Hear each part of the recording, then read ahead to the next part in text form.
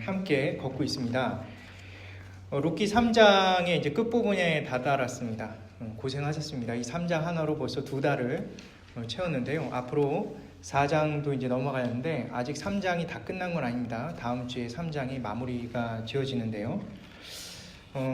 오늘 나눠드렸던 이 자료에 보시게 되면 룻기 3장이 총 4가지 1막부터 4가지 막까지 되어 있습니다. 1막은 3장 1절부터 5절까지 룻을 위한 나오미의 중매 계획이 나와 있고요. 두 번째는 3장 6절에서 9절까지 타작마당에서 행한 룻의 청원.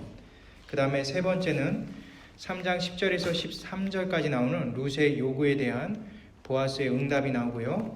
마지막 부분이죠. 이 네 번째가 바로 3장 14절에서 18절까지 나오는 보아스의 상징적인 행동과 시어머니 나오미에게 행한 룻의 보고에 대한 내용입니다. 룻기는 사실 이 룻기 하나만으로 봤을 때 이해할 수 없는 것들이 성경, 구약 성경 전체를 봤을 때 관통하는 부분들이 너무나 많습니다. 우리가 생각할 때 이 룻이라는 인물이 신약에도 그 이름이 설명되어 있는 것이 나옵니다. 성도님들도 잘 아시겠지만 마태복음 1장에 나오는 바로 예수님의 계보입니다. 이 예수님의 계보를 따라서 총 5명의 여인이 나오는데요.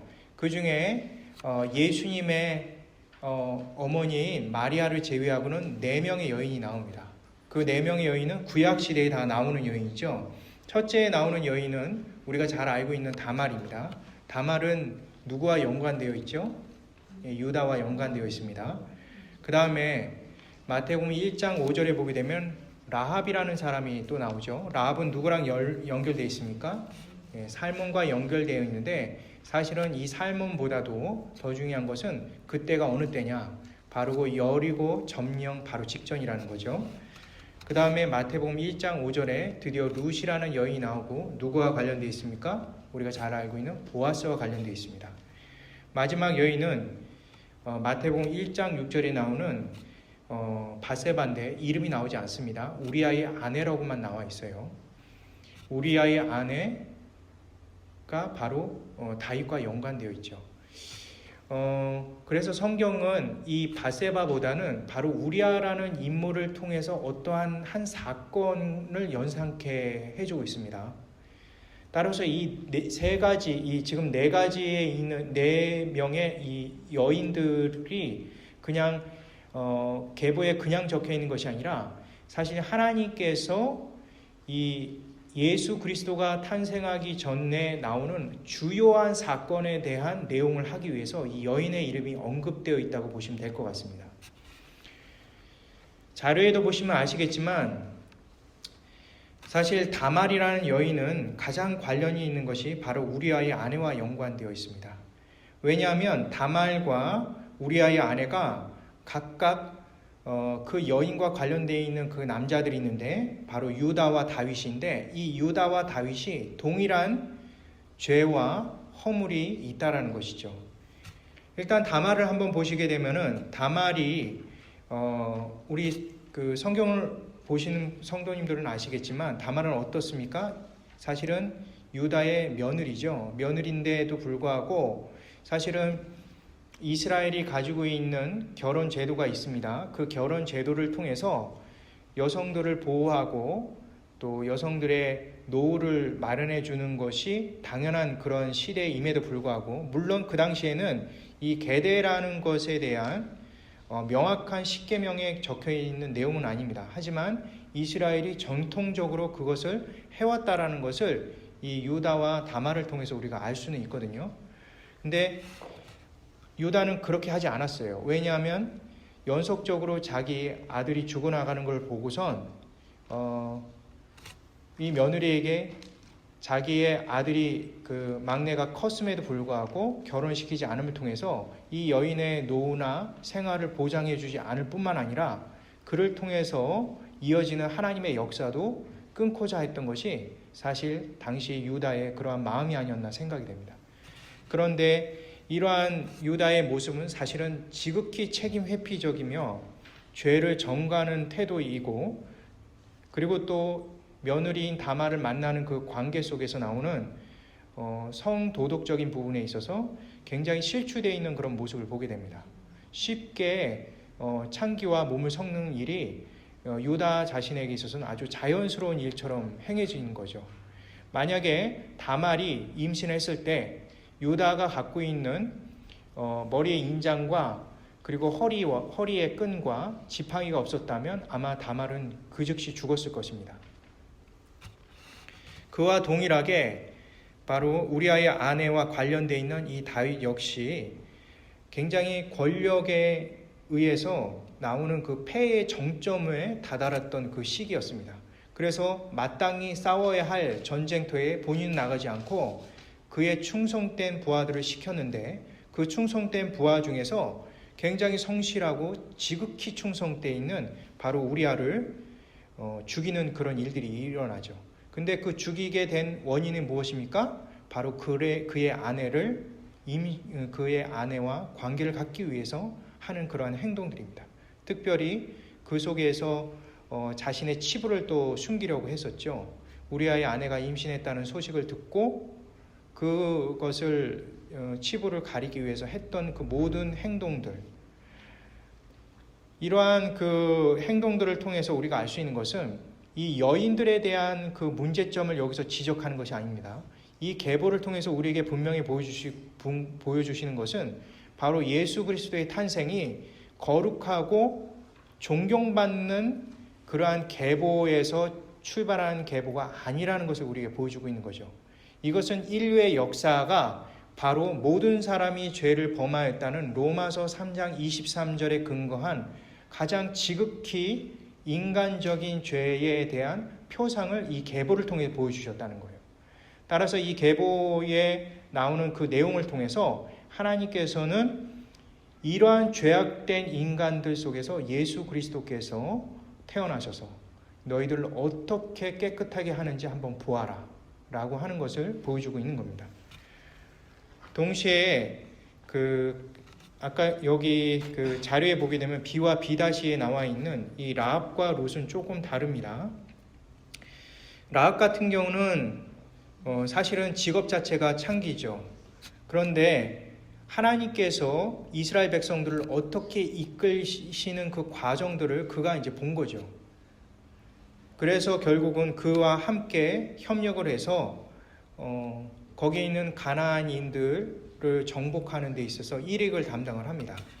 사실은 이러한 내용들을 통해서 우리가 볼 수 있는 것은 아브라함과 멜기세덱이 약속한 그 땅을 이스라엘 백성들이 차지하는 그런 모습을 보게 되는 거죠. 이것은 창세기에 나오는 멜기세덱이 아브라함에게 약속했던 것들, 그리고 이삭에게 약속했던 그것을 하나님께서 직접 이루시는 것이 바로 라합 때임을 보여주고 있는 겁니다. 반면 룻은 과연 무엇일까요? 룻이라는 이 여인을 통해서 하나님께서 보여주시고자 하는 것은 무엇일까? 이것이 바로 오늘 말씀의 핵심적인 내용입니다. 룻은 우리가 간단하게 생각할 때 단순히 다윗의 자손을 잇기 위한 가장 중요한 여인이라, 그리고 또는 이방 여인이라고 우리는 생각할 수가 있습니다. 하지만 성경을 가만히 뜯어보면은 룻은 단순히 이방 여인이거나 저주받은 모압 여인이거나 그런 측면보다도 하나님의 약속의 완결을 보여주고 있다는 거죠. 참고로 룻기 1장 17절에 이렇게 나옵니다. 나오미가 떠나는데 룻을 보내려고 하는 장면이 나오죠. 오르바는 이미 떠난 상태에서 룻을 계속 보내려고 하는 그런 장면이 나옵니다. 그런데 룻이 이렇게 말하죠. 어머니 가는 곳에 내가 가고 어머니 묻힌 곳에 내가 묻히겠다. 어머니의 하나님이 나의 하나님이 되고 어머니의 백성이 나의 백성이 될 것이다. 내가 죽는 일 외에는 엄마와 어머니와 떠날 일 없을 것이다 라고 얘기하면서 이 떠나다라는 단어를 썼는데, 이 떠나라는 단어는 파라드라는 단어입니다. 이 파라드라는 이 히브리어 단어를 썼는데 이것과 동일한 형태의 문장들이 어디에 있느냐면 바로 창세기 13장 9절 11절에 있죠. 창세기 13장 9절 12절에 보면은 아브라함과 룻이 서로 떨어지게 되는 일들이 생깁니다. 어떤 일 때문에 떨어지게 되죠? 그 땅이 부족함으로 인해서 룻이 아니라 롯입니다. 롯의 그 종들과 아브라함의 종들이 서로 다툼이 일어납니다. 그 다툼의 원인은 무엇입니까? 각자 좋은 꼴을 자기의 양들에게 먹이기 위한 겁니다. 사실은 아브라함을 따라서 끝까지 하나님의 약속의 땅을 간 것이 누구였냐면 롯 하나뿐입니다. 중간에 다 이렇게 멈추죠. 그 처음에 갈대아 우르를 떠나는 그 장면과 다르게 중간에 한 차례 라반의 그러한 식구들은 거기에 멈추고 롯만 같이 함께 떠나는 그런 장면이 나옵니다. 그리고 이 가나안이라는 이 지역에 왔을 때는 결국 아브라함과 롯밖에 없는 거죠. 사실 둘이 정말 의지하면서 지낼 수 있음에도 불구하고 하나님의 약속을 함께 언도받을 수 있는 롯임에도 불구하고 그곳을 함께 떠나는 그런 장면이 있습니다. 아브라함이 이렇게 말하죠. 네가 동해라. 나는 서할 것이고 네가 서하게 되면 나는 동할 것이다. 이렇게 떨어지는 그런 장면 속에서 떠나가라, 즉 파라드라는 단어를 2번 썼습니다. 이 떠나는 그 장면이 아름다운 이렇게 분리가 아니라 사실 분열이 되는 거죠. 그래서 롯은 하나님의 약속의 범위에서 멀어지는 그런 상태가 일어나는 것입니다. 그것과 반대가 바로 룻기 1장 17절에 이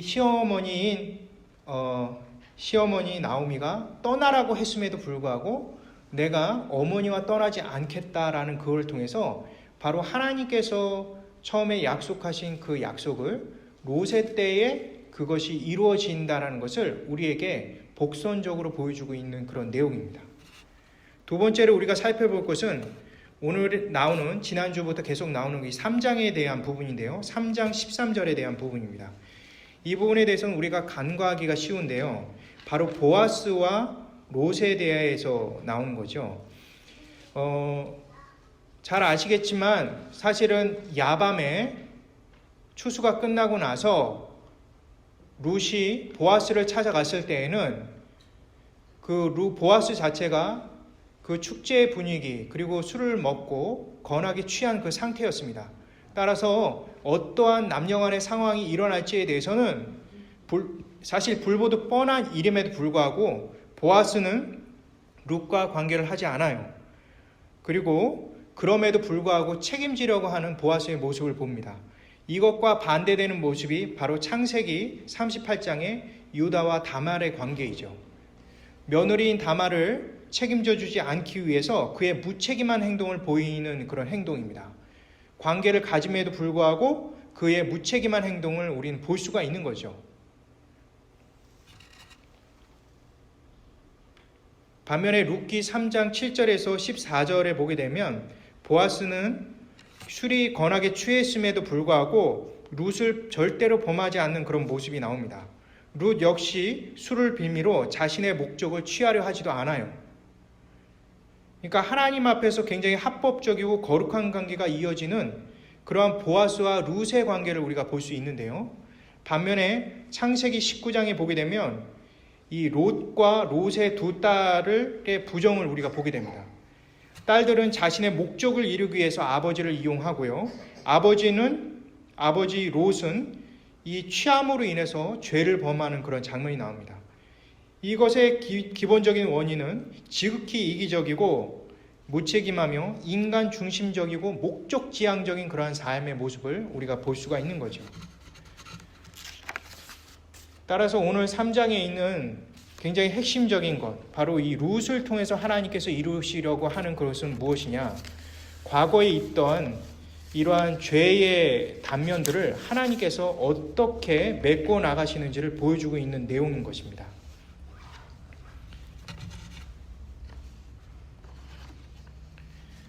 다시 말해서 우리가 잘 알고 있는 이 모압 족속과 이스라엘 족속이 사실은 이 조카인 롯과 아브라함의 혈연 관계임에도 불구하고 점점점 서로 분리되는 관계가 이루어집니다. 모세 오경을 끝나고 사사기에 이르러서는 완전 적대 국가가 되는 거죠. 이 적과 적의 관계 속에서 하나님께서 어떤 식으로 그것을 맺어 나가시는지를 보여주고 있는 거죠. 룻을 통해서 우리가 알 수 있는 것은 이방 여인을 구원하신다는 그 개념이 아니에요. 룻을 통해서 하나님께서 보여주신 것은 바로 뭐냐면 한때 함께 관계를 맺고 혈연 관계로서 하나님의 약속 아래 있었던 자가 철천지 원수가 되어 있는 상태를 하나님께서 그 간극을 메워주심을 통해서 새롭게 회복되는 관계를 보여주시고자 하는 것이 바로 룻기의 가장 핵심적인 내용이고 오늘 3장의 내용인 것입니다. 따라서 우리는 3장의 룻기를 보면서 우리가 분명히 알아야 될 사실은 바로 뭐냐면 구약 전반적으로 우리에게 보여주고 있는 가장 중요한 화해와 하나님의 회복의 역사라는 것은 바로 어떤 것인지를 우리에게 보여주고 있는 거죠. 원수된 자가 어떤 식으로 하나가 될 수 있는지를 보여주고 있는 것입니다. 여기에 중요한 것이 있죠. 원수된 자가 어떻게 하나가 됩니까? 원수된 자는 하나님의 은혜가 아니면 하나가 될 수가 없습니다. 더 중요한 것은 바로 뭐냐면 원수된 자가 하나가 될 때는 반드시 하나님의 말씀과 하나님의 진리와 하나님의 지혜를 동반해야만 그것이 가능해진다는 거죠. 인간이 가지고 있는 지혜와 지식으로 절대로 하나가 될 수가 없습니다. 세상에는 여러 일들로 인해서 분열되어 있는 사람들이 많습니다. 제가 예전에 제가 전에 바로 있었던 교회에서 제가 시니어 사역을 했는데 그때 장례식을 갔는데 장례식에 이렇게 돌아가신 분의 면전 앞에서 형제 2명이 멱살잡이 하면서 주먹질을 하는 것을 제가 보았습니다. 제가 이제 예배를 드려야 되는데 도저히 드릴 수 있는 그런 환경이 아니었어요. 재산 문제 때문이긴 하죠. 그것이 이제 기초가 돼서 둘이 사이가 너무 깊이 골이 박혀져 있습니다. 한 분은 안수 집사님이시고 한 분은 다른 교회 장로님이십니다. 제가 그 광경들을 이렇게 지켜보면서 마음이 참 아팠지만 과연 이 부분에 대해서 내가 할 수 있는 일이 무엇이 있을까? 목회적인 부분에 있어서 아무것도 할 수 있는 것이 없더라고요. 그분들이 진정이 된 후에 그 두 분 다 예배를 참석을 했어요. 그럼에도 불구하고 아멘하고 화답하고 그냥 일반적으로 예배 드리는 그 모든 모습 동일하게 거룩하게 드리는 그런 모습을 제가 지켜볼 때 믿는 사람이라고 세상 사람들과 다를 게 하나도 없는 그러한 모습들을 보게 되는 거죠. 과연 그 가족의 한 모습만 우리가 볼 수 있을까요? 세상에 있는 여러 가지 그러한 상황들이 서로 분열되고 갈라져서 서로에게 멱살잡이하고 원수가 지는 일들은 우리 세상 만사의 흔한 일들입니다. 그런데 그것들을 하나님의 진리와 은혜가 아니면은 절대로 타협이 불가능해요. 하나님의 지혜, 그리스도의 능력과 은혜만이 그 모든 것들을 메꾸어 나갈 수 있는 거죠. 보아스가 룻이 더 탁월해서가 아닙니다. 지난번에도 말씀드렸듯이 이 보아스가 룻에게 뭐라고 표현합니까? 현명한 여인이라고 하고요. 또는 탁월한 여인이라고 표현하죠. 그것이 잠언 31장에 나오는 그 하일이라는 단어이죠. 근데 그거를 사실은 룻기 2장에 보게 되면 나레이터가 보아스를 표현할 때 유력한 사람이라는 용어를 사용함을 통해서 그를 탁월한 사람으로 표현하고 있습니다. 근데 성경에 나오는 그 하일이라는 이 탁월이라는 단어는 어느 때만 쓰일 수 있다고 말씀드렸죠? 하나님께 속한 자에게, 하나님께 은혜 받은 자에게만 쓸 수 있는 탁월함입니다. 따라서 하나님이 아니고서는 우리는 어느 누구도 탁월함과 그 은혜의 능력을 보여줄 수 있는 그런 사람들이 아무도 없다라는 겁니다. 따라서 보아스와 이 룻의 그 아름다운 장면 속에 하나님의 지혜와 하나님의 은혜가 개입되어 있다는 거죠. 그리고 이러한 은혜와 지혜의 개입을 통해서 그 한 민족이 다른 한 민족, 원수됐던 다른 민족이 하나가 될 뿐만 아니라 가족적인 부분에 있어서 가장 처절하고 가장 안타까웠던 이 나오미의 회복의 장면들이 우리 눈앞에 보이게 됩니다. 오늘 구절 말씀들을 하나 둘씩 한번 살펴보도록 하겠습니다. 14절 보겠습니다. 룻이 새벽까지 그의 발치에 누웠다가 이렇게 나옵니다. 이 발치에 누웠다는 것은 무엇을 의미합니까? 아무 관계가 없었다는 거죠. 룻과 보아스와는 깨끗하게 그 상황이 종료됐다는 것을 나레이터는 우리에게 보여주고 있습니다. 성경은 우리에게 알려주고 있는 거죠. 그리고 보아스가 말을 합니다. 말하기를 여인이 타작마당에 들어간 것을 사람이 알지 못하여야 할 것이라 하였습니다. 이 얘기는 무슨 얘기냐면은 보아스의 혼잣말입니다. 보아스가 룻에게 얘기한 것이 아니라 보아스가 혼잣말의 독백이죠. 보아스가 스스로가 말하기를 이 여인이 이 타작마당에 들어왔는데 이것을 사람들이 보면 안 돼 라는 것에 대한 이 다짐이죠. 이 얘기 속에는 룻을 지극히 보호하고 싶어하는 그런 마음들을 우리가 엿볼 수가 있죠. 정말 하나님의 은혜와 사랑이 그냥 이렇게 보이는 거죠. 그 다음에 15절에 보니까 보아스가 이르되 내 겉옷을 가져다가 그것을 펴라. 그리고 나서 하매 그것을 펴서 잡으니 보리를 6번 되어 주는 그런 장면들이 나옵니다. 근데 여기 보면 이 6번이라는 것에 대해서 어떤 그 신학자들은 굉장히 막 주구장창 설명을 많이 해놨는데요. 뭐 하나를 완성되지 않은 6의 숫자다 뭐 이런 식으로 이렇게 얘기하거나 또는 당시 화대다 이렇게 얘기하는 사람들도 있었고 이런데 다 그건 사실 성경에 근거한 말씀이 아닙니다. 당시 유대 문헌에 따르면 결혼 지참금에 대한 예비금이에요. 그것이 그 6대가 되는 양인데요. 오늘로 따지면은 약 58파운드 정도 됩니다. 58파운드 정도면 어느 정도인지 아시겠죠? 한국의 그 단위로 따지면 26kg 정도 되는 거죠. 그 26kg 되는 것을 그 여인에게 줌을 통해서 주는데 누구에게 주느냐 하면은 이 나중에 16절에 보게 되면 이런 얘기를 합니다. 17절에 보게 되면 이르되 그가 내게 이 보리를 6번 되어주며 이르기를 빈손으로 내 어머니에게 가지 말라 하더이다. 그래서 이 얘기는 보아스가 룻에게 주는 것이 아니에요. 바로 보아스가 나오미에게 주는 겁니다.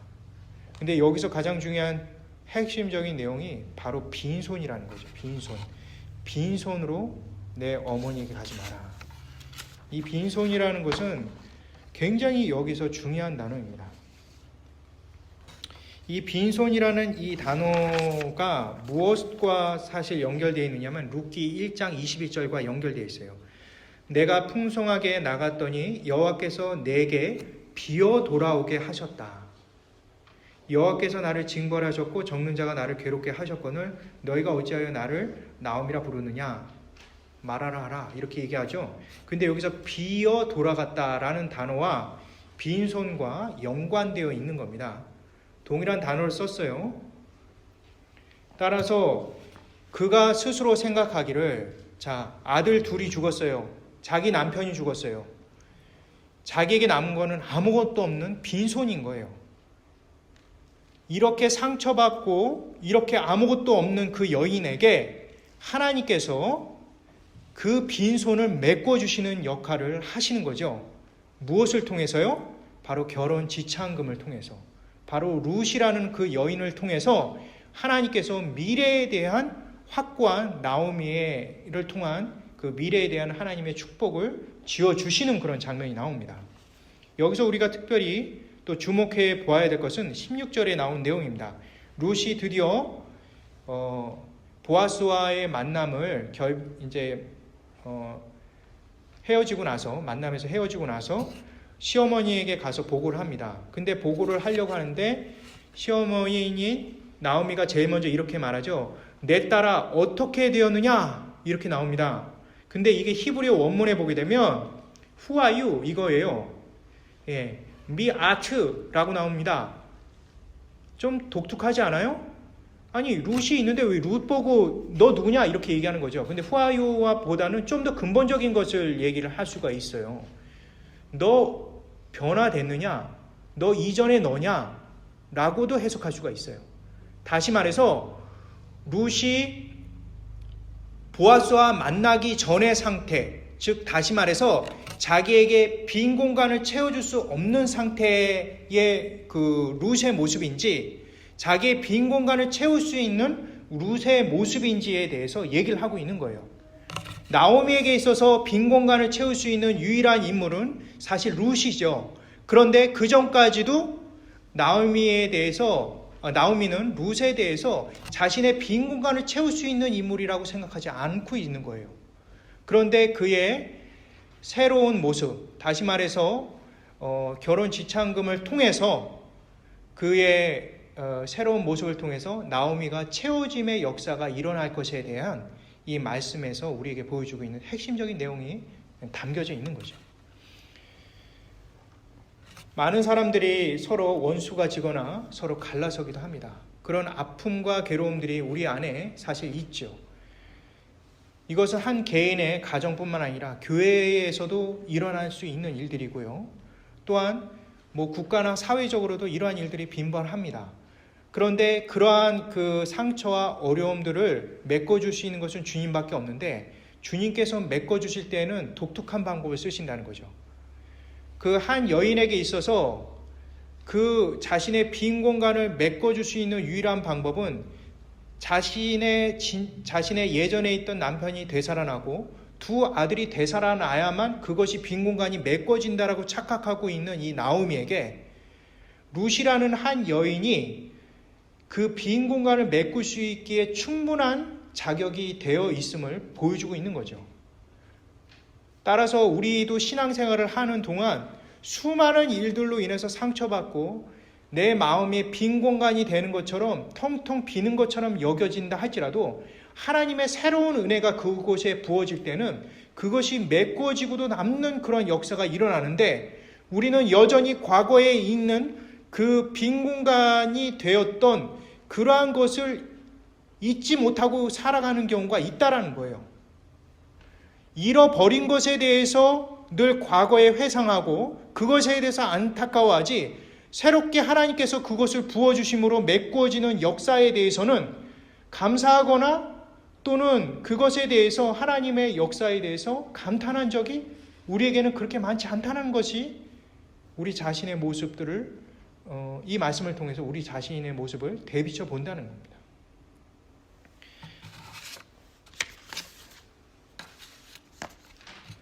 오늘 말씀 마무리하겠습니다. 오늘 말씀 속에서 우리에게 주는 교훈이 무엇입니까? 저는 이런 생각을 해보게 됩니다. 저의 과거에 어떠한 것이 개인적으로 큰 은혜가 있다 하고 또는 과거에 어떠한 그러한 상처가 있다고 하고 또 과거에 어떠한 빈 공간으로 치부될 수 있을 정도로 커다란 많은 손해와 잃어버림이 있다 할지라도 현재 속에서 하나님께서 역사하시는 그 현재의 구도 속에서는 우리는 감사밖에 할 수 없는 존재라는 것을 우리는 숱하게 잊어먹고 산다라는 겁니다. 그것이 익숙해져 버리고 그것이 하나님이 주신 그러한 은혜에 대한 것에 대해서 너무나 당연하게 생각하는 경우가 생긴다는 거죠. 그런데 시간이 지나면 지날수록 우리는 그러한 것에 대해서 하나님 앞에서 회복되지 않고서는 우리는 절대로 하나님에 대한 감사와 찬양을 이어나가기가 어렵다는 겁니다. 현재의 삶이 고달프고 힘들고 때로는 괴롭고 어렵다 할지라도 과거가 더 좋았다라고 생각하셔서는 안 됩니다. 현재의 삶 속에서 역사하시는 하나님의 은혜는 지극히도 과거보다도 훨씬 더 귀하고 커다란 것으로 우리에게 되갚아 주신다는 것을 우리는 늘 신앙인들은 잊지 않고 살아가야만 합니다. 그것이 바로 우리 신앙인들의 가장 중요한 것입니다. 따라서 우리 곁에 있는 가족들과 원수지거나 척지거나 상처를 줄 필요가 없는 거죠. 왜냐하면 그는 우리에게 주시는 하나님의 또 다른 귀한 감사거리가 될 수 있는 것이고요. 우리 교회 안에 있는 성도들 한 명 한 명도 마찬가지입니다. 그리고 이 사회에 대해서도 우리는 끊임없이 이러한 부분에 대해서 기도하면서 살아가야만 하는 것입니다. 우리가 이 말씀을 기억하면서 이 시간에 간절히 기도하는 시간을